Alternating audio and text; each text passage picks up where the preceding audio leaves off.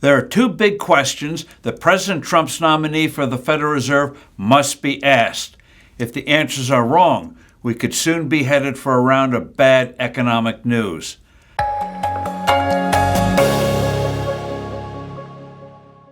Hello, I'm Steve Forbes, and this is What's Ahead, where you get the insights you need to better navigate these turbulent times. President Trump has nominated Stephen Miran to fill a vacancy on the Federal Reserve Board of Governors. The board sets policy for our central bank, most notably the level of interest rates. Miran currently heads the President's Council of Economic Advisors. He may well succeed Federal Reserve Chairman Jerome Powell when Powell's term expires next year. At his upcoming confirmation hearing for becoming a Federal Reserve governor, senators must probe Miran on two fundamental questions.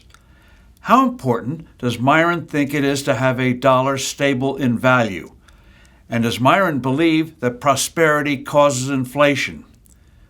The definition of inflation is reducing the value of a currency, usually, but not always, by creating too much of it. This the Federal Reserve can directly affect by making a stable dollar the chief goal of monetary policy. The Fed can't control prices going up because of disturbances to production from natural disasters, wars, and government actions like costly regulations, the pandemic lockdowns, or higher taxes such as tariffs. Unfortunately, our central bank really can't seem to distinguish between non-monetary inflation emanating from events such as floods or the imposition of sales taxes, and monetary inflation that comes from devaluing the dollar. Hence, we get the spectacle of the current Fed boss Jerome Powell huffing and puffing about tariffs. Incredibly, central bankers don't grasp the basic importance of currency stability. They hardly ever mention the subject. Of course, they do understand, as does everyone else, the necessity of fixed weights and measures for efficient markets. The number of ounces in a pound doesn't fluctuate, nor do the number of inches in a foot. Yet money performs the same function of measurement. In this case, it measures value.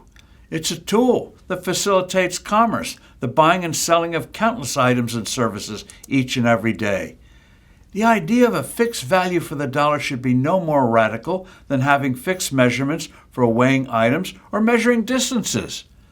The best way to keep the dollar stable is to fix it to gold.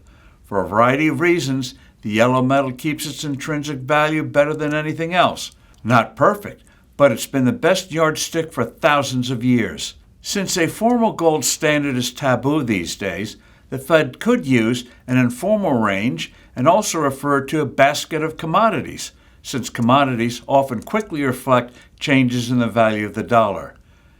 This brings us to the second giant and highly related question. Does Miran think prosperity causes inflation?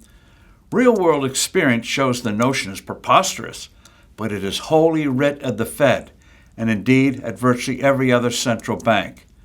The Fed is prejudiced against vibrant growth.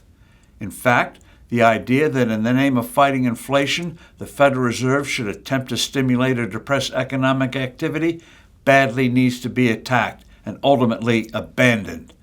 Where does Miran stand on this? Miran may still hold his own strange notions about the dollar's value. We must find out. Any other policy than a stable dollar is a recipe for trouble. I'm Steve Forbes. Thanks for listening. Do send in your comments and suggestions, and I look forward to being with you soon again.